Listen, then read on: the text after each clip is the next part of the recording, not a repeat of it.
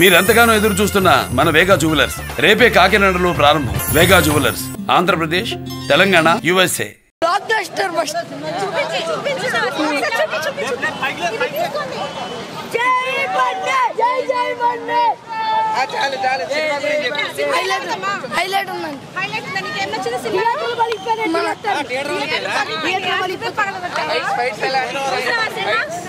Fights చాలా బాగున్నాయి. బూస్ bombs నరాలు కట్ అయితే అట్లా వచ్చినాయి. పుష్ప అంటే నేషనల్ అనుకుంటా, ఇంటర్నేషనల్.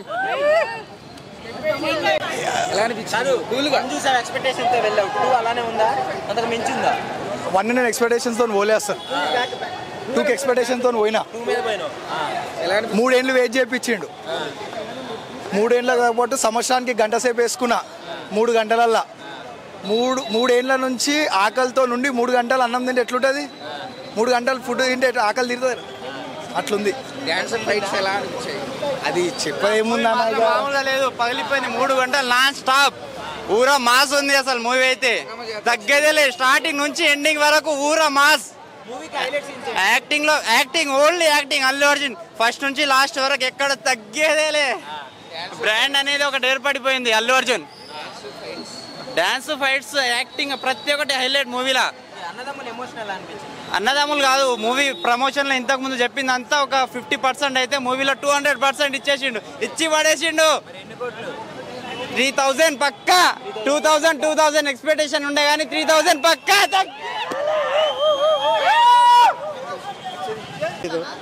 అది మాత్రం పాటల్లో పర్టికులర్గా ఆయన సీరియస్గా తీసుకోలేదు.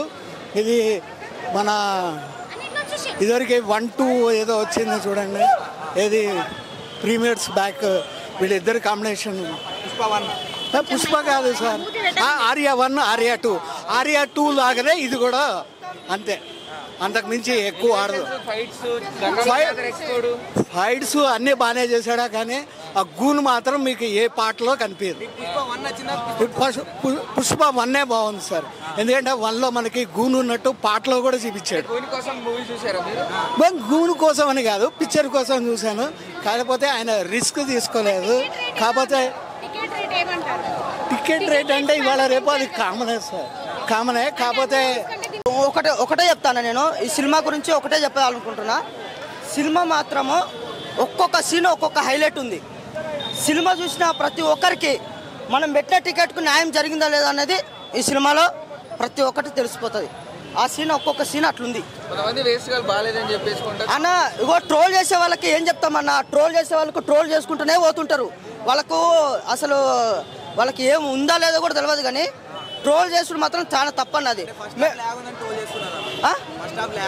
లాగ్ ఏం లేదన్నా, అసలు స్టోరీ ఇప్పుడు లాగ్ లీగ్ అంటారు. స్టోరీ ఎట్లుందో అట్లనే తీసుకెళ్తారు, కానీ మధ్యలో బ్రేక్ చేస్తారా? బ్రేక్ చేస్తే సినిమా స్టోరీ ఎత్తిపోతుంది. ఆడ ఎట్లున్నదో అట్లనే చూపించాలి. ఆడ ఇప్పుడు శ్రీవల్లి క్యారెక్టర్ ఉంది, ఆమె వైఫ్కి ఎట్లా ఇయ్యాలో అట్లా ఇచ్చింది.